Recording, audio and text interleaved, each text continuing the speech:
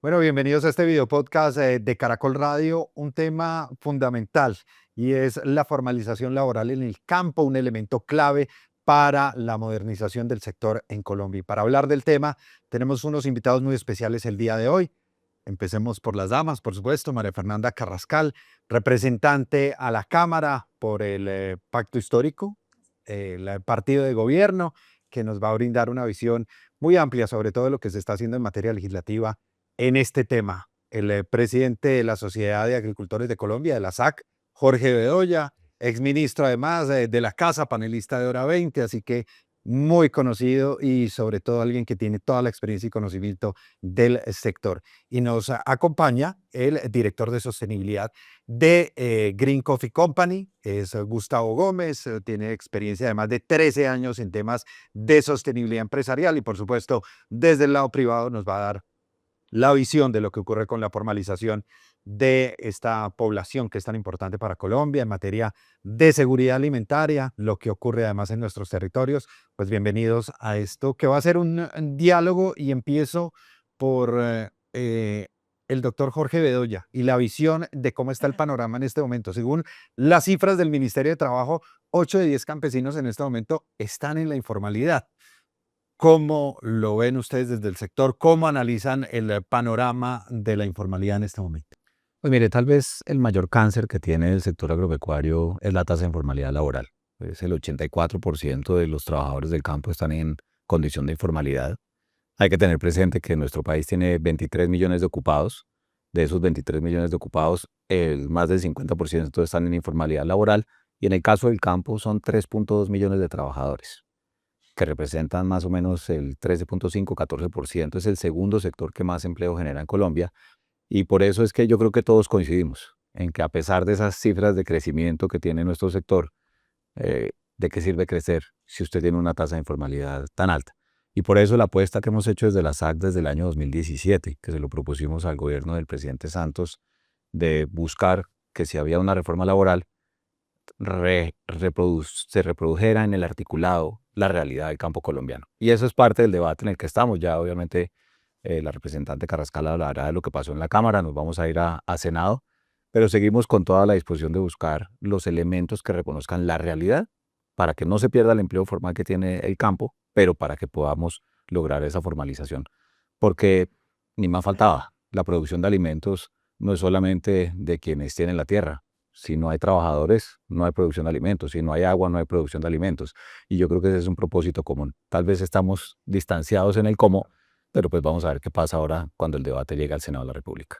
Sí, precisamente una de las preocupaciones más grandes es que se eliminó de la reforma laboral el articulado que básicamente hablaba de la formalización del agro, de brindar unas garantías a los campesinos colombianos en materia de Sisbén y otros.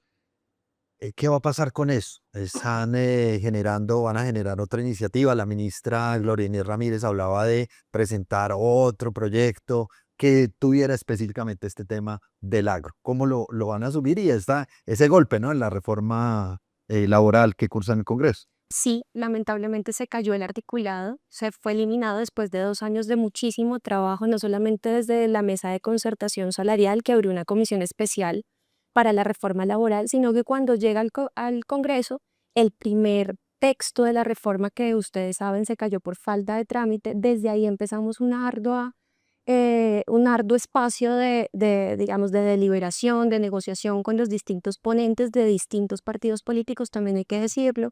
Hicimos mesas técnicas, audiencias, nos sentamos incluso muchas veces con la SAC, nos sentamos con distintos sectores y agremiaciones de lo agropecuario. Sin embargo, terminamos en la plenaria de la Cámara de Representantes con esta eliminación que fue muy triste. Yo lamenté sobre todo la exagerada alegría de algunos y de algunas, porque el campo colombiano necesita que las relaciones laborales sean reguladas desde hace mucho tiempo. Digamos que es una necesidad que, como bien lo dice Jorge, no solamente tienen ellos desde el 2017 que empezaron a buscar el contrato agropecuario, sino que es una responsabilidad histórica de quienes hacemos parte de los órganos y de las instituciones. Y bueno, Yo creo que los legisladores estamos llamados justamente a reducir las brechas, esa brecha asimétrica en la relación laboral, pero en el campo se hace mucho más notoria. Y ese 83-84% de informalidad que tiene el campo, pues nos hace un llamado urgente para que todos y todas actuemos de la mano y busquemos unos acuerdos y unos consensos que nos permitan fortalecer a la primera, digamos, al primer eslabón de la cadena productiva, que son los jornaleros y que eran a los que nosotros queríamos beneficiar. Bajo ninguna circunstancia nosotros podemos permitir que un contrato agropecuario le reduzca las condiciones a los trabajadores, sino justamente lo que buscamos es que se amplíen las condiciones para los trabajadores del campo. Nosotros sí consideramos que la productividad del campo y la informalidad se combate con política pública, con reactivación económica, con créditos como estos que están poniendo al servicio del sector financiero, que son 52 billones de pesos justamente para activar sectores de la economía intensivos en manos de obra como la agricultura, que hay que promover la productividad a través de la innovación, de las máquinas, del uso de la tecnología, pero no a costa de los trabajadores y trabajadoras que están siendo explotados. Hay sectores de la economía y sectores agropecuarios como el palmero, como el cañero, como el bananero en el Urabá, por ejemplo, que han demostrado que pagando mucho mejor, que han demostrado además que a través de la negociación colectiva los trabajadores y trabajadoras pueden tener mejores beneficios. Así que no es verdad que todo el agro es improductivo y que en todo el agro no se le puede pagar a los trabajadores y trabajadoras. Si hacemos una buena legislación de formalización laboral a través de una reforma laboral, si revivimos estos artículos, pero además promovemos política pública para mejorar la tecnología y la productividad del campo, yo creo que vamos a salir adelante. Precisamente nos acompañan desde el sector privado, una de las compañías más reconocidas en el país, uno de los productores más grandes en materia de café. ¿Cómo veían ustedes esa iniciativa para formalizar a los trabajadores, a los campesinos? Y pues, ¿qué opina acá de lo que nos dice la doctora María Fernanda? Y es que se puede pagar bien manteniendo unos derechos y unas garantías laborales a los trabajadores sin necesidad de explotarlos y sacarle el jugo, como dicen popularmente. Correcto. Hay varias cifras sobre las cuales debemos sentar datos y hechos. Lo primero es que tenemos un país que tiene de plataforma continental 114 millones de hectáreas, de las cuales 40 millones de hectáreas están en frontera agrícola. De eso tenemos 8 millones de hectáreas que están en cultivos agrícolas. El resto es ganadería. Si nosotros nos enfocamos directamente en café, que es el sector al cual pertenezco, Green Coffee Company es el productor de café más grande del país. Somos un proyecto de 4.000 hectáreas prediales. Ese proceso de formalización no es sencillo. Si bien somos los primeros empleadores de café de Colombia, desde Antioquia, desde el suroeste de Antioquia, esas pautas territoriales que nos llevan a que el campesino, el agricultor, el que trabaja a mano de obra, llegue al proceso de formalización no es sencillo. Porque su visión de minifundio no lo permite sentirse cómodo en la formalidad. Entonces, lo primero que debemos atacar entre sector productivo, gremios y Estado es cómo podemos garantizar el mínimo vital de esas personas sin necesidad de perjudicar su estabilidad territorial. Dos, cómo empezamos a atacar esos escenarios de conflicto con víctimas, desplazamiento forzado, seguridad de los territorios, inversión, compra garantizada. Cuando tenemos una población flotante, en este momento estamos en cosecha de café en Antioquia y tenemos personal de Nariño y Cauca. Entonces son personas que abandonan sus parcelas en el sur del país para atender a través de recolección, digamos, informal, que es distinto que legal, a las fincas que están en este momento en cosecha. Y el tercer punto que es fundamental es cómo le garantizamos ese nivel de cobertura a través de ese empleo agropecuario al pequeño caficultor que tiene su parcela, tiene su empleo familiar con sus hijos, pero además necesita contratar a alguien más para poder cumplir con su cosecha y que no se vaya al suelo. Hoy estamos en un techo histórico en producción de café. 13 millones de sacos tenemos hoy en mejor producción en los últimos 10 años. Tenemos mejor precio de los últimos 10 años también. 2.600.000 la carga de 125 kilogramos de café pergamino seco. Pero aún así, el productor pequeño no tiene la capacidad de pagar un empleado a tiempo completo formalizado. Pues, ¿cómo cerramos esas brechas de productividad para que el productor pueda generar una rentabilidad que le permita ser competitivo? No es el escenario de banano, no es el escenario de palma, no es el escenario de ganadería. ¿Por qué? Porque son productos mucho más rentables. Tenemos 800.000 hectáreas de café hoy en el país, distribuidas en más de 550.000 familias, 1.5 hectáreas en promedio. Si nosotros no atacamos esas brechas de productividad a través de asistencia técnica, a través de extensión rural, a través de formación, tenemos una población de caficultores principalmente analfabeta. ¿Quién está atacando eso? El 20% de la población rural de el 20% de la población total de este país es rural. Si tú no atacas esas brechas de educación, difícilmente vas a lograr una formalización desde el concepto técnico. Pero muchos cumplen una labor especializada y no tienen títulos, por ejemplo. Claro. Doctor Bedoya, ¿cómo balancear el tema entre las necesidades para brindar las garantías necesarias a los campesinos, para brindarles mayor tecnología, mayor acceso a educación, formación, tecnificación de sus procesos y demás, frente a los costos que implica una nómina, que implican los derechos laborales de estos trabajadores? ¿Cuál sería como ese punto medio al que se podría llegar para al menos avanzar? Porque nos quedamos a veces en la discusión y seguimos teniendo el mismo panorama con nuestro campesinado colombiano. Pues mire, yo creo que hay que hacer una gran diferenciación, como lo han hecho Mafe y Gustavo. Hay sectores, como algunos de los que se han mencionado, y los pecuarios en su mayoría, que tienen el trabajo formalizado. Pero hay una porción grande, que no es menor, el 84% de los trabajadores rurales que están en informalidad, y es por muchas razones. Una de ellas, como se lo hemos dicho a la ministra en repetidas oportunidades, y es más, antes del debate de la plenaria, a varios representantes les entregamos una proposición que va en línea de lo que seguramente pueda ocurrir en el Senado. Hay que mantener el CISBEN, porque el CISBEN también es una de esas variables que hace que la gente diga, yo no me formalizo, porque pierdo el CISBEN. Claro. Entonces, para la ruralidad eso debería ser una excepción. Lo segundo, que es en algo en lo que hemos estado en desacuerdo con el gobierno, y eso ha sido público, es que muchos de esos trabajadores, como decía Gustavo, usted en un mismo día puede tener más de un empleador. Y hay un problema que sería muy sencillo resolver, pero el gobierno tiene una óptica pues, que es distinta, y ya el Congreso lo manifestó en la Cámara de Representantes. Debería permitir, como en el caso de lo que se está haciendo para plataformas, como en lo que se quiere hacer para todo el sector cultural, que si un trabajador tiene varios empleadores en un mismo día, esos empleadores hagan las contribuciones de seguridad social, por el tema del auxilio de transporte, vacaciones proporcionales. La ministra me dice, eso es que es precarizar. Yo le digo, no es precarizar. Más precarización es dejar a la gente en la informalidad. Entonces, si de alguna manera no nos podemos poner de acuerdo con esto ya en Senado, y ahí tenemos una discrepancia que es muy, muy respetable, como lo hemos hecho siempre con la representante Carrascal, como venía la ponencia para la plenaria, en nuestro concepto lo dijimos públicamente, eso no iba a resolver el problema. Entonces, para nosotros, los 82 representantes que votaron por la eliminación hicieron lo correcto, más allá de que seguramente pueda haber unas proposiciones que ojalá nos pongamos de acuerdo para este tema.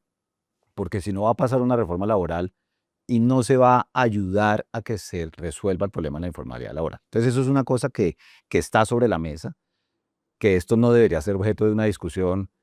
Usted a mí nunca me verá insultando a nadie en redes sociales ni en medios porque es una cosa absolutamente técnica que a veces no es fácil de entender. Total. Pero definitivamente esa porción de trabajadores que hoy trabajan al destajo, como lo quiera llamar, por horas, pues usted tiene que garantizarles que tengan el acceso a todo lo que tienen los que tenemos una jornada laboral completa. Y por eso los casos que se han mencionado de banano, aguacatejas, palma, azúcar, avicultura, porcicultura, no son comparables porque esa es jornada laboral completa. Entonces, si lográramos eso en el Senado, créame que eso será una cosa fabulosa para el país. Pero ¿cuál es el riesgo? Que en el Senado venga un articulado, como lo ha anunciado la ministra, que va a proponer revivir los artículos, que desde el punto de vista técnico, para nosotros eso no va a resolver el problema. A mí en redes sociales, cuando la plenaria de la Cámara eliminó eso, me tildaron hasta, mejor dicho, esclavista. Y yo le digo, oiga, si han sido los gremios que representan a quienes generan el empleo formal e informal, porque yo en la SAC tengo a la papa, al arroz, a las frutas, a las hortalizas, a todos los que están en esta capacidad de contratar la gente que hoy por el régimen laboral no permite la formalización, pues ni más faltaba, es como si nos estuviéramos echando el cuchillo nosotros mismos. Entonces, ahí hay un asunto que es fundamental. Y lo segundo es la dotación de bienes públicos. Si usted da las carreteras, usted da la educación, usted da la conectividad digital, como le decía la representante, usted da el crédito y muchas otras cosas que se necesitan en el campo, esto sería mucho mejor de lo que hoy viene siendo. Y lo tercero que hay que hacer es que los sectores que representan consumidores, porque los alimentos van es para los consumidores, salvo que vayan para el mercado de exportación, como en el caso del café, como la construcción, la industria manufacturera y el comercio, que no les está yendo tan bien, necesitamos esa parte de la economía con mucho vigor, porque un buen consumo de los hogares es bueno para los productores. Pero si el consumo de los hogares se afloja o no crece a la velocidad que crece la oferta de comida, lo que vamos a tener a la vuelta de un año, y se acordará de mí, es un problema para nuestros productores, porque nosotros somos muy sensibles al bolsillo de la gente. Colombiano que tenga plática en el bolsillo es colombiano que va a comprar nuestros alimentos. Y qué bueno sería poder, con este gobierno y con este Congreso, resolver un problema que lleva muchas décadas Sí, es histórico. y que al final del de día, si hoy. usted quiere garantizar la seguridad alimentaria, cada día es más difícil conseguir mano de obra en la ruralidad por muchas razones, y una de ellas, ¿cuál es? Pues que la gente dice, oiga, pero es que ya no me voy a pensionar. La pensional como salió puede ser una gran ayuda, pero se tiene que hablar con lo que salga la reforma laboral. Así que, como dicen, la esperanza es lo último que se pierde. Precisamente ese punto que toca usted, presidente de la SAC, Jorge Bedoya, es uno de los que tal vez a nosotros los colombianos, los ciudadanos de las grandes ciudades, como no nos toca, no nos llega, si nos llega el Rappi o el de cualquier plataforma, el que maneja el Uber, y entonces nos concentramos en esas discusiones y como que esta discusión que se está dando a fondo no nos pareciera, o sea, nos parece lejana y de esa Colombia rural, profunda, que no vemos en el día a día, pero de la que sí depende la comida del mercado, el corrientazo que todos los días sube por cuenta de pues esos costos, además en medio de un panorama de lluvias y demás.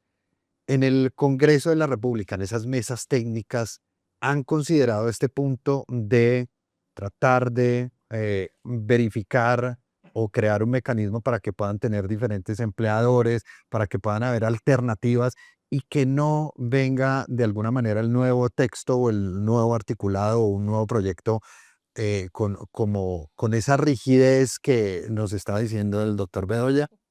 ¿O cómo lo han Por analizado supuesto que ustedes? lo hemos analizado y también de manera técnica hemos explicado que nosotros no podemos permitir lo que propone la SAT, justamente porque esto abriría la puerta al trabajo por horas. Y el trabajo por horas precariza no solamente al trabajador rural, sino a cualquier otro trabajador, por varias razones. Se ha identificado en distintos estudios académicos, incluso en por lo menos 30 países, que los trabajadores por horas ganan por lo menos un 18% menos que los trabajadores que no lo son, lo cual de alguna manera desincentivaría la productividad de los trabajadores y de las trabajadoras, porque un trabajador que gana por horas va a querer trabajar más horas. ¿Sí? Deja de trabajar lo que debe trabajar, deja de ser productivo porque necesita acumular más horas para poder proveerse por lo menos un mínimo vital o poder pagar sus gastos y Pero ¿no demás. sería bueno como avanzar en una primera, al menos abrir la puerta a que ellos tengan la opción de escoger, de decidir? Ellos no escogen, los trabajadores y las trabajadoras en general están en una relación asimétrica. Y en esa relación asimétrica, por eso es que los legisladores y el Ejecutivo, por medio de política pública, debe ayudar a reducir esa relación y a proteger al eslabón o al jugador en ese tablero más débil, ¿cierto? Que es el trabajador. Y en el caso del campesinado, altamente precarizado, históricamente vulnerado y explotado, y en este caso estamos hablando es de los jornaleros,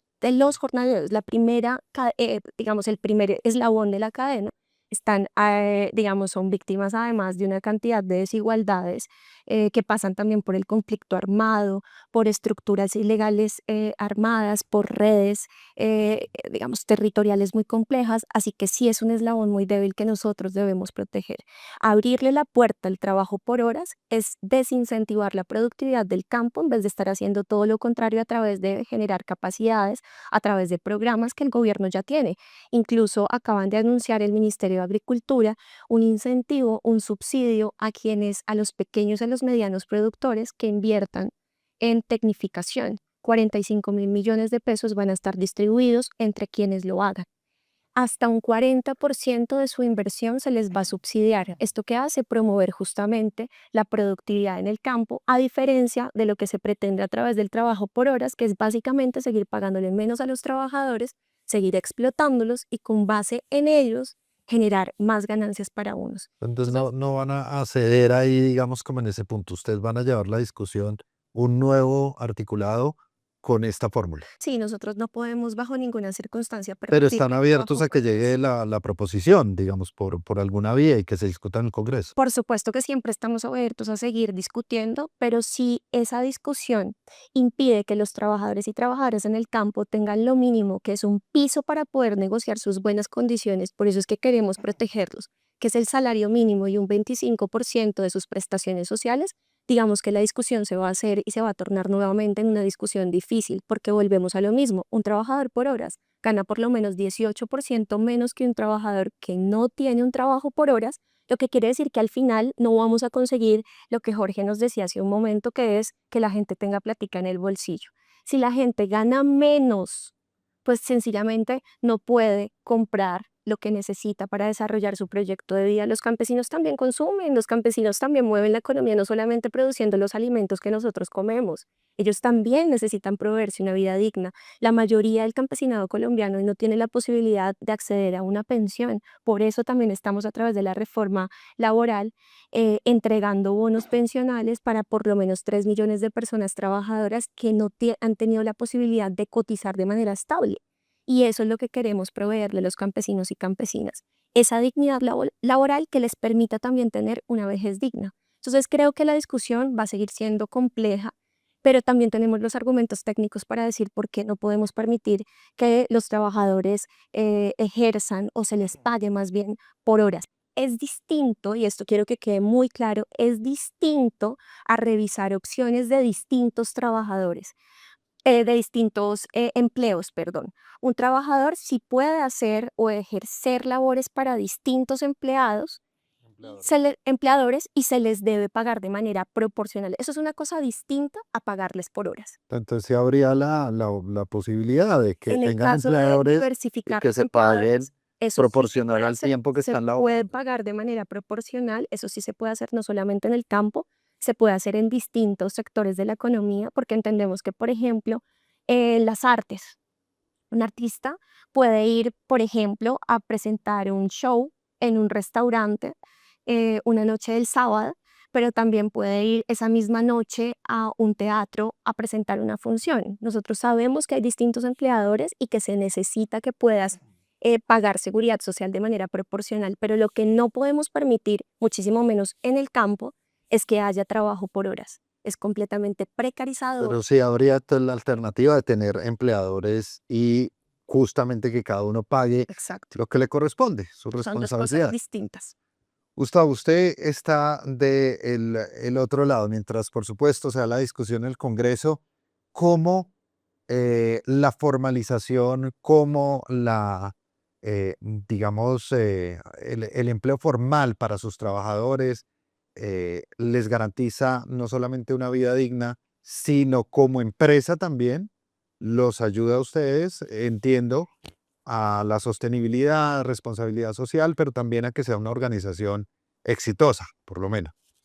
De acuerdo, hay varias cosas. Yo creo que establecer un justo balance entre lo que puede ser un trabajo por horas, a un trabajo por días, a un trabajo por contrato, es entender cómo funciona el empresariado colombiano.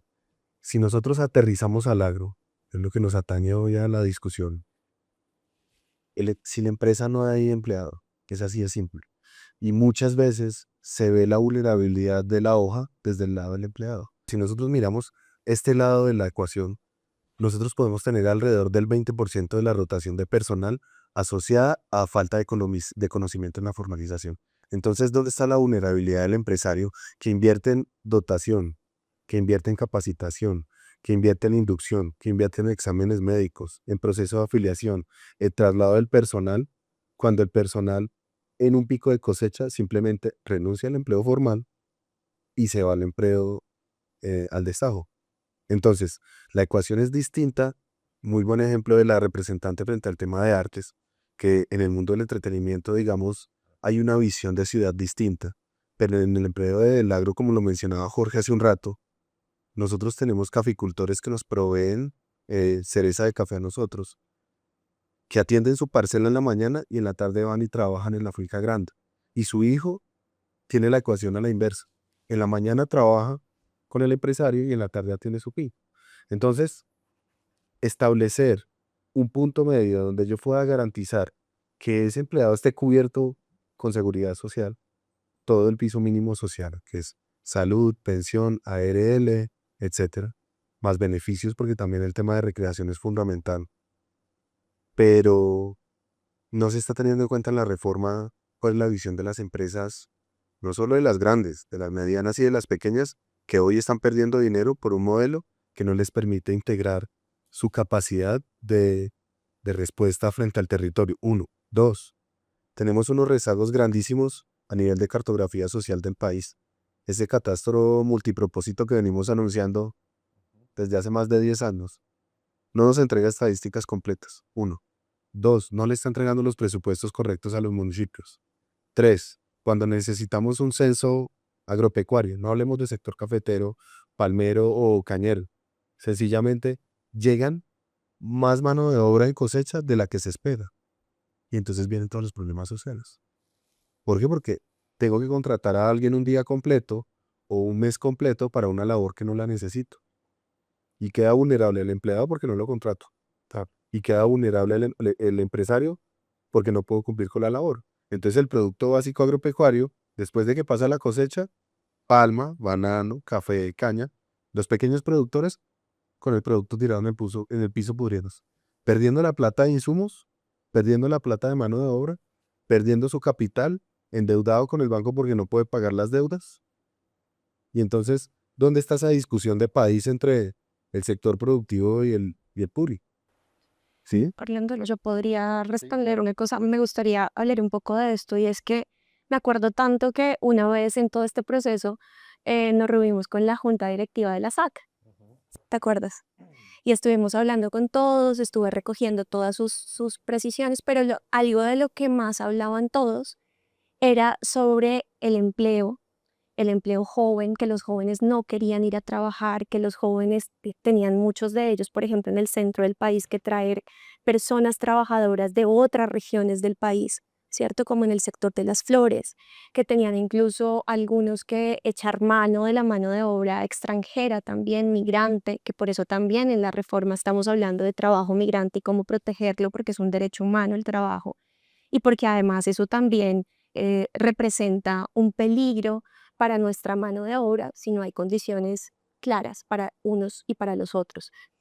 Entonces yo decía, bueno, el problema entonces, ¿qué es? El problema es que estos jóvenes, con los que también hemos hablado, no encuentran trabajo decente, no encuentran trabajo digno, no encuentran buenos salarios, no encuentran buenas condiciones. ¿Cómo hacemos entonces para encontrar ese justo medio? Porque si es verdad que el empleador de alguna manera pone al servicio unas capacidades, capacitaciones, en fin, pero el empleado también está poniendo ahí su vida, porque es la vida, es el conocimiento, poco o mucho que tenga, es absolutamente todo el tiempo que deja de pasar con su familia, son una cantidad de cosas que cada uno está poniendo para poder crear y generar la riqueza. Entonces yo creo que, digamos, esa visión de un modelo en donde a costa de los trabajadores, ¿sí?, se promueve la productividad, yo creo que es un modelo completamente fallido. La mayoría de las cosas que te escuché hace un momento justamente tienen que ver con la política pública, con el fortalecimiento de capacidades, endilgarle toda la responsabilidad a una reforma laboral. La reforma laboral tiene que tener en cuenta la actualización de un código sustantivo del trabajo para tener reglas claras del juego que le permitan seguridad jurídica no solamente al empleador, en este caso agrícola, sino también al empleado. Por supuesto, a los dos, para poder en esa relación laboral reducir esa brecha de asimetría y poder tener unas relaciones pacíficas, unas relaciones laborales pacíficas. Entonces ahí es donde digo, no le podemos echar toda la responsabilidad a una reforma laboral. Hay que actualizar el código. Necesitamos además también, por un tema de apertura de mercados, estos sellos que muchos de los sectores agropecuarios venden, por ejemplo, sellos de calidad y los que exportan sobre todo no pueden ser solamente una manera de disfrazar lo que en realidad pasa en sus sectores, que es o una alta informalidad o violación de derechos o sindicatos patronalistas que forman justamente para poder poner esos sellos, sino que aquí debe haber una coherencia real y entre todos debemos trabajar para que eso suceda. Yo creo que en la reforma no podemos perder de vista que estamos hablando de relaciones laborales, de cómo pagar lo justo, de que a los trabajadores y trabajadoras en el sector agrícola no se les puede pagar menos del salario mínimo, porque lo que estamos buscando es poner un piso mínimo de negociación. Claro, el tema es que mientras pasa, pues lo acaba de mencionar, mientras pasa en el Congreso de la República la reforma o una nueva reforma, pues los campesinos en Colombia siguen en la informalidad, son los que siguen viviendo este día a día desde los gremios, desde la SAC y otras organizaciones, cómo están protegiendo los derechos de nuestro campesinado y sobre todo qué propuestas, qué estrategias tienen ustedes para incentivar esa formalización un poco en el campo colombiano. Pues mire, lo primero es que fuimos nosotros quienes le propusimos al gobierno desde Santos una reforma laboral para el campo colombiano. Lo segundo es que precisamente lo que hemos propuesto va en línea de lo que se necesita. Y aquí fíjese que puede haber un tema semántico. Lo que pasa con los artistas, lo que pasa con la cultura, a la larga es lo mismo que pasa con el sector. Y nuestras proposiciones lo que dicen es muy claro, es que usted paga es el salario mínimo, ese es el piso. Cuando usted paga por el tiempo efectivamente elaborado, va en función de lo que es el mínimo y con todas las prestaciones. Fuimos nosotros quienes propusimos lo del 30% que va en caja para todo el tema de vacaciones y demás. Fuimos nosotros quienes propusimos que si esa relación pasaba de 27 semanas, iba como un contrato laboral a término indefinido. Entonces, aquí lo que hay que tener claro es que lo que nosotros proponemos ni es explotación, ni es esclavismo, ni es precarización. La precarización la va a hacer, y ojalá el Senado no lo haga. Afortunadamente en la Cámara no pasó, y en eso tenemos una diferencia clarísima con la representante y con la ministra del Trabajo, porque si no, lo que están proponiendo es para lo que sea casi que la jornada laboral. Y el Código Sustantivo del Trabajo le aplica a todos los que hoy tienen el trabajo formalizado. Entonces, si no encontramos esa solución, y se lo decía a la ministra en estos días cuando nos sentamos a hablar de lo que se nos viene en salario mínimo, es lo mismo. Llámelo tiempo efectivamente elaborado, llámelo tiempo parcial, lo que usted quiera, pero la base es que va con el mínimo. Entonces, esas garantías que están sobre la mesa, pues es lo que ojalá el Congreso de la República termine haciendo en el Senado. Y si no, pues este espacio es muy favorable para eso, porque será la discusión que debemos tener de cara a que los legisladores del gobierno nacional ya tengan la responsabilidad histórica de lo que van a hacer. Porque como cada día también es más complejo encontrar el talento en el campo, pues usted tiene que generar los incentivos. Yo no sé si es que aquí existe un temor, no de parte de la representante, por supuesto, si es que entonces todo el mundo va a terminar entonces ahora sacando a los trabajadores formales para llevarlos a otro tipo de contratos. Eso no ocurre en el sector agropecuario precisamente porque hay más dificultad para encontrar la mano de obra. Y por eso lo del Sisbén es muy importante, porque eso sí es un incentivo que la gente en el campo que dice, no, si yo pierdo el Sisbén, ya no me formalizo. Entonces, ¿cómo somos muy pragmáticos, pero con el ánimo de generar garantías para los trabajadores? ¿Eso lo han considerado, representante? Sí, por supuesto. ¿Al CISBEN? Por supuesto que sí. Ahí establecido. Y no solamente para ese sector, sino para otros sectores. Una realidad. Es una realidad. Porque esa es una realidad. Y lo aceptamos, de hecho. Porque pierdo en beneficio. Porque además, ¿qué Lo ocurre? aceptamos, ¿o Usted, no, Jorge? sí, usted Lo recibe, aceptamos usted y tiene el recibimos Sisbén esa proposición. y obviamente usted paga en efectivo. Entonces usted tiene que irse a la realidad de que es que, y la representante pone un ejemplo que es muy claro, usted va en un bar por la mañana, o al mediodía, por la tarde, o por la noche, o usted va de finca en finca, usted no recorre metros, usted recorre kilómetros. Entonces la gente necesita, el trabajador rural también, la plática en el bolsillo, la necesita completa, y habilitar todas las plataformas para que usted pueda hacer las contribuciones en materia de seguridad social. Entonces, Que además tiene unos riesgos ahí. claro, vienen los riesgos laborales, viene todo este tipo de cosas. Entonces, Pero por todo jornal, eso- no por hora. Ahí es la diferencia. Claro, Entender- pero es que al final del día, si tú pagas, si la base es el salario, si la base es el, Más o si la base es el salario mínimo y usted llámelo tiempo parcial. Yo le decía a la ministra en estos días, listo, póngale tiempo parcial. Al final del día, ¿qué es? Yo soy el trabajador rural. Estoy en la finca de Mafia por la mañana y en la finca de Gustavo por la tarde. Son 2 empleadores. Con cada uno trabajo 4 horas. Tiempo parcial. Cada uno proporcionalmente hace el tema de las prestaciones sociales y demás. y no pierdo el CISBEN. Entonces, eso es lo que hemos venido proponiendo desde el principio. Claro, ¿qué pasa? Que cuando se meten los abogados a los lenguajes que van en las proposiciones que tienen que abarcar los congresistas, a veces le quitan y le ponen cosas que a la hora de un inspector laboral Puede prestarse para puede prestarse para interpretaciones. interpretaciones. Entonces, ¿qué es lo que nosotros le hemos dicho? Blindado. Claro, por una Tiene que razón. quedar muy blindado. Porque una vez lo que quede en ley de la República, pues eso uno no sabe en qué termina si no termina bien redactado. Y por eso nosotros le hemos dicho al Congreso de la República, se lo dijimos a la Cámara, se lo dijimos al Senado, pues ahorita que estamos en la preparación del debate en la Comisión Séptima, después en la plenaria, esto no puede ser una votación a pupitrazo, sino mirar el articulado y los parágrafos y las proposiciones que haya. ¿Por qué? Porque si queda mal, perdemos todos. Si queda bien, gana el país y gana el sector agropecuario. Pero ahí, Jorge, yo sí quiero hacer una precisión y es que definitivamente no es que sean votaciones a pupitrazo. Solamente cuando uno está en el ejercicio entiende qué es lo que hay detrás del ejercicio y sobre todo de una reforma tan tosuda como la reforma laboral. 2 años preparando esta reforma para que llegara al segundo debate en plenaria y poderla sacar al Senado. Y cuando la gente dice pupitrazo y llegamos allá con una votación clara es porque detrás hay un equipo de ponentes que ha hecho un trabajo de verdad muy juicioso. El trabajo que hicieron los ponentes de la reforma laboral fue de escuchar por horas audiencias públicas, los llevamos a todos y demás. Les tocó eliminar esta parte para poder avanzar. No era Sí. como haberla. Algunos ya estaba, desde el pero esas principio cosas parte. pueden pasar, Orlando, porque primero hay que contar con la correlación de fuerzas que no la tenemos a favor. ¿Sí? Hay muchos temas que llegan consensuados al momento, pero cuando definitivamente son temas tan difíciles, el pulso se da en el momento en la votación. Y eso fue lo que nos pasó. Tuvimos un revés porque veníamos ganando todo lo que estábamos, digamos, discutiendo en ese momento en la plenaria y el revés nos lo dieron en la plenaria. Digamos como que son esos temas que pueden pasar. Esto es un debate democrático.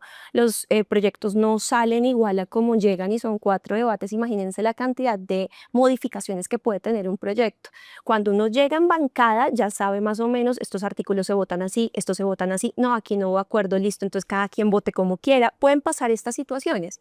Pero lo que yo sí quiero dejar presente es que por lo menos en esta reforma que yo coordiné en estos 2 años en la Cámara de Representantes, no pueden decir que no hubo consenso, no pueden decir que no hubo debate. Los consensos no son absolutos menos en democracia, ¿sí? Se ganan a través de la argumentación, se ganan a través de una cantidad de cosas que suceden en la preparación de los debates antes de llegar a votar. Nosotros llegamos a votar y hay cosas que pueden cambiar, como digo, con argumentación, pueden pasar cosas en el momento del debate, pero cuando llegamos allá, y hay un trabajo previo muy importante. Entonces, quiero dejar esa claridad y esa tranquilidad de que aquí todos los gremios participaron, todos los partidos políticos, incluso en el último texto, el que llega a Senado, tiene modificaciones y artículos nuevos y artículos modificados también de la oposición.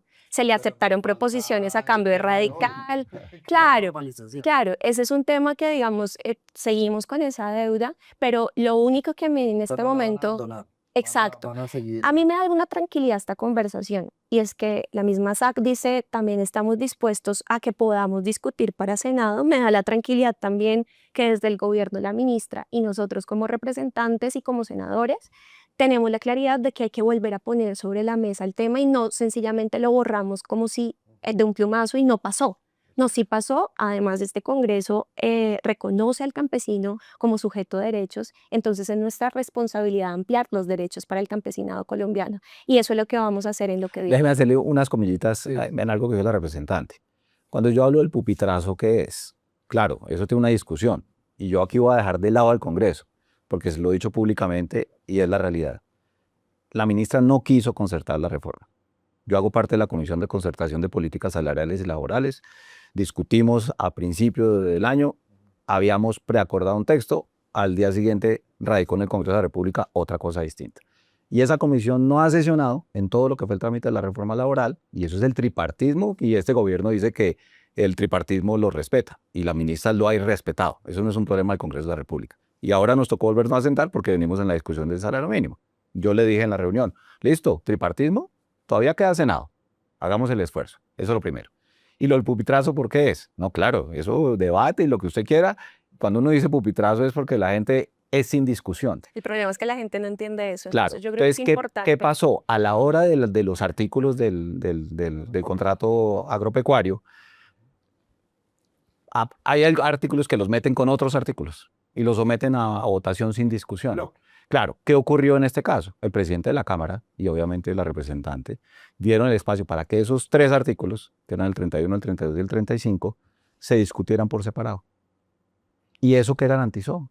Que la democracia habló. Y los de la oposición dijeron sus cosas, el gobierno y sus partidos políticos dijeron lo otro, y se sometió a la votación y ganó 82 votos. Los representantes dijeron, esto no es conveniente como está. Y ahí tenemos una discrepancia. Nosotros decimos, hicieron lo correcto. ¿Por qué? Porque el texto como venía no era bueno. Que detrás ya tenían unas proposiciones avaladas que seguramente corregían algo, también teníamos muchas observaciones técnicas sobre eso. Y por eso, pues aquí hay una representante de la Cámara, esto ya está en manos desde el Senado y después vendrá la conciliación de lo que salga del Senado. Entonces no hay que perder la esperanza, pero ojalá el debate se aterrice y encontremos una solución. Yo antes, Hay varias cosas que yo quisiera decir. Es que si los instrumentos no se armonizan, implementarlos en el campo se vuelve un tema tedioso. 1.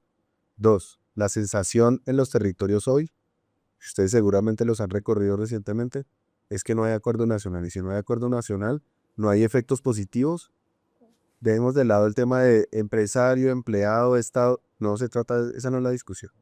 Son colombianos que están en el territorio, sufriendo necesidades particulares que no solo el gobierno tiene la responsabilidad de cubrirlos, las empresas también están en una función social. Pero, y quisiera abrir un paréntesis frente al tema de los estándares de certificación de exportación que tú lo mencionaste ahora. En Colombia tenemos en 10 productos básicos más de 10 orígenes sostenibles únicos en el mundo, por volumen, por calidad, por desarrollo, por comercio justo, por cero deforestación. Entonces yo creo que no debemos cometer el error, ninguno de los colombianos, en satanizar estrategias que le garantizan una prima al productor en el comercio internacional que lo puedes llevar al empleado. Y hay estándares de certificación que trazan la producción donde te dice, si tú tienes 10 centavos de dólar por libra de café en estándar de certificación Rainforest Alliance o Fair Trade, demuéstrame que se lo estás entregando al trabajador con evidencias. Entonces, ese blue o ese greenwashing que desafortunadamente ocurre en otros países, en Colombia difícilmente pasa por las agencias de Estado que tenemos, por fortuna, que vigilan todo el componente de planificación rural agropecuaria, Agencia Nacional de Tierras, Agencia de Desarrollo Rural, Ministerio de Agricultura y todo lo que complementa. Ojo, no caigamos en el error de aquí está la posición pública, acá está la privada, y entonces todo lo que funcione de aquí en adelante es mal visto. Les digo, como implementador, como constructor de normas de sostenibilidad y como auditor de estándares internacionales, crean en los estándares de certificación que hoy le garantizan incluso tener una rentabilidad a ese productor por encima de los costos de producción. Porque sin eso, el mercado de la exportación en Colombia sencillamente se acaba, primero. Segundo, tenemos estándares como Fair Trade International, Fair Trade USA, donde le dicen al productor, no solo implemente políticas de derechos humanos, sino reduzca sus políticas de acoso. Lleve al escenario de discusión pactos colectivos o movimientos sindicales para que los trabajadores se puedan asociar en apoyo de las gerencias incluso. Eso desde el frente social. El segundo, desde el frente ambiental, no afecte, no destruya el capital natural, garantice que el suelo, que es un mínimo vital, esté en buena salud. Entonces, una cosa es decirle al mundo soy sostenible, otra cosa es ser competitivo. Entonces, si nosotros podemos reflejar a través de cumplimientos de riesgos legales, es que efectivamente tengo, llámenlo como quiera, trabajo por horas, trabajo por día, trabajo por jornada, trabajo informal, trabajo formal, contrato a término indefinido, contrato a término finito o prestación de servicios que no es tan común en el agro. Hay una explotación laboral que no depende necesariamente de las empresas, sino de la falta de vigilancia del Estado también. Y eso es lo que tenemos que garantizar. Hoy por hoy hay personas que tú les entregas el desprendible de nómina que exige el Estado que ni siquiera saben leer y escribir. ¿Tú cómo me garantizas que esa persona realmente es consciente que su línea de derechos humanos está cubierta? Entonces, ese retorno social de la inversión que no se hace desde el sector público ni en privado, sino en conjunción, es busquemos que los territorios dejen de sufrir esas discusiones a veces de norma y tengamos el efecto de los territorios en el mediano plasma. Nos quedamos en la rueda del hámster. Y es un tema del que nos podemos quedar hablando toda la mañana, por supuesto, porque además, y lo vimos en el Congreso de la República, hay mucha tela para cortar acá, sobre todo un tema que afecta a una población tan importante como son nuestros campesinos en Colombia. Los últimos minutos ya para ir cerrando, los quisiera utilizar para que cada uno de ustedes le diga a ese público, a ese campesinado colombiano que sale, que tiene que marchar en muchas oportunidades para que se le escuche, en muchas otras, pues tiene que vivir el día a día de lo que estamos hablando acá. Falta de garantías, falta de herramientas, falta de vías para su conectividad, para sacar sus productos del campo, que aquí en la periferia pues nunca lo vemos, ¿no? No lo vemos tan a fondo, pero que precisamente tienen a personas como ustedes que lo representan y que pueden dar y cambiar de alguna manera, hacer la diferencia. ¿Qué mensaje le dan a esa persona, ese campesino que los está viendo y escuchando en este momento? Empecemos con las mujeres, la doctora María Fernanda Carrasco. Orlando, yo no creo que los campesinos y campesinas los representen los gremios empresariales. Yo creo que los campesinos y campesinas justamente han sufrido de falta de representación durante mucho tiempo y han sido quienes se han conseguido sus propios derechos movilizándose. Yo creo que muchos de nosotros acá vimos en el 2013 cómo hubo un paro campesino, un paro agropecuario, uno de los más importantes en los últimos tiempos, justamente porque logró movilizar y logró mostrarle a las ciudades que era importante hacerlo, porque las consecuencias de la precariedad en el campo y porque las consecuencias de la falta de tecnificación, de la falta de inversión social en el campo, pues las vivimos también acá. Y salimos muchos y muchas a hacer cacerolazos a las plazas de todo el país, a apoyar a los campesinos y campesinas, pero digamos que siento que se visibilizó, pero todavía falta mucho más. El Congreso de la República acaba de mostrar justamente lo que acabo de decir, que falta mucho y que los campesinos no están representados. Ahí lo que vimos en esos votos y lo que vimos en muchos de esos saltos y esos vitoreos fue la representación de la agroindustria, que es bien distinto a los jornaleros y jornaleras que nosotros a través de la reforma laboral buscábamos beneficiar y buscábamos de alguna manera proteger. Así que yo le digo a los campesinos y campesinas que si ustedes no son los que se movilizan, que si ustedes no son los que siguen exigiendo mejores condiciones, nadie lo va a hacer, menos quienes están en el Congreso de la República. Desde acá, desde esta curul, vamos a seguir intentando tener todos los canales de comunicación para poder llevar esas precisiones, esas necesidades, lo mejor que podamos. Y vamos a seguir sentándonos en la mesa con los gremios empresariales que también dan trabajo formal, es verdad, pero que también tienen gran responsabilidad de esas grandes desigualdades en el campo. Y que se ha demostrado con casos específicos cómo han explotado a trabajadores y trabajadoras y cómo no les dan lo que ellos mismos producen con su riqueza. Así que vamos a seguir luchando porque tengan no solamente lo mínimo, que es el salario mínimo, sino porque tengan prestaciones sociales, puedan fortalecer sus salarios reales y puedan con eso proveerse una vida digna y una vejez digna, porque en este momento no tienen la posibilidad de acceder a pensiones. Y que esto lo vamos a seguir haciendo con plena convicción, entendiendo que no podemos usurpar sus necesidades, ni su voz, ni su representación, pero que podemos por lo menos abrirles los espacios necesarios para que eso suceda y que tenemos que empezar, yo creo que necesitamos responderle a los campesinos y campesinas, empezar a ampliar sus derechos, eso no solamente que son tan lindos, tan hermosos, tan sujetos de derechos, que ya este Congreso lo dijo, pero que en realidad a la hora de implementar acciones reales para ampliar los derechos de estos campesinos y campesinos no lo queremos hacer. Pregúntame también cómo fue la discusión sobre vivienda rural y las cosas que decían en ese lugar, en ese Congreso de la República, cuando lo mínimo en la dignidad del campesino y la campesina es que pudieran acceder a servicios públicos mínimos. Ni siquiera para eso fuimos capaces. Entonces, ese es mi mensaje. Aquí vamos a seguir trabajando. Esperemos y haremos un programa también sobre vivienda rural, esperemos, porque parte de la modernidad del sector es también el bienestar, por supuesto, de sus trabajadores. Jorge Bedoya, presidente de LASA. Pues mire, nosotros, a diferencia de lo que dice la representante, claro que representamos también a campesinos. La SAC tiene 21 sectores de la producción y en estos días hablaba con los cacaocultores, que son todos campesinos, en su congreso del Chocó Show aquí en Bogotá, como lo son los cafeteros, los productores de papa, también están los de arroz, y claro, también tenemos a pequeños, medianos y grandes productores. Y nuestro mensaje es, tengan la tranquilidad que vamos a seguir defendiéndolos, para que las normas se hagan como se necesitan, sin pasiones políticas, sin generación de odios, simplemente buscando las mejores condiciones para que el Congreso de la República y los gobiernos cumplan con la deuda histórica que tienen con el campo. Porque mucha habladuría hacen los gobiernos que hemos visto pasar y algunos congresistas y poco cumplimiento para la ruralidad. Y también preparémonos para movilizarnos, porque las elecciones del 2026, tanto para la presidencia de la República como para el Congreso, serán fundamentales para que nos representen verdaderas personas que conozcan de la ruralidad y de sus necesidades. Porque esto desde Bogotá a veces suena muy bonito, pero las cosas en el campo son bien distintas. Ahí seguiremos representando a estos sectores de la producción.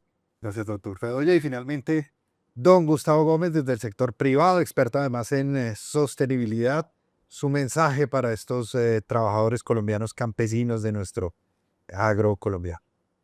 Miren, este es un país de campesinos y hay que dejar la visión del campesino de microescala.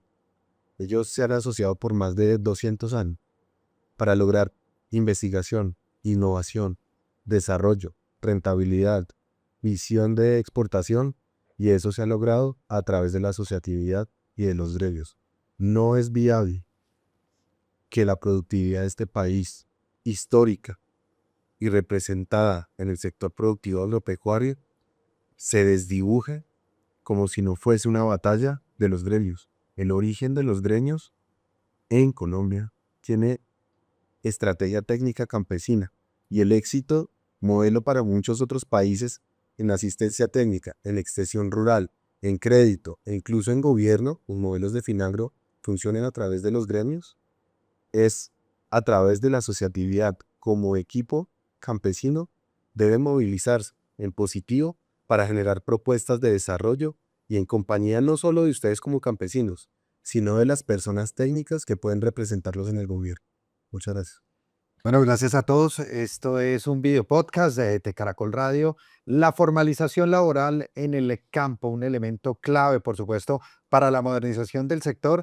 Y acá queda demostrado que se puede hablar, se puede dialogar, se pueden lograr consensos, se pueden lograr alternativas y esperemos ver reflejado esto en una reforma que pronto dé una solución definitiva a 8 de cada 10 campesinos que en este momento en Colombia no cuentan con un trabajo formal, no tienen las garantías, por supuesto no podrán pensionarse seguramente, pero aquí se ven soluciones, vemos luces y esperemos pronto tener buenas noticias. Gracias a todos. Muchas gracias.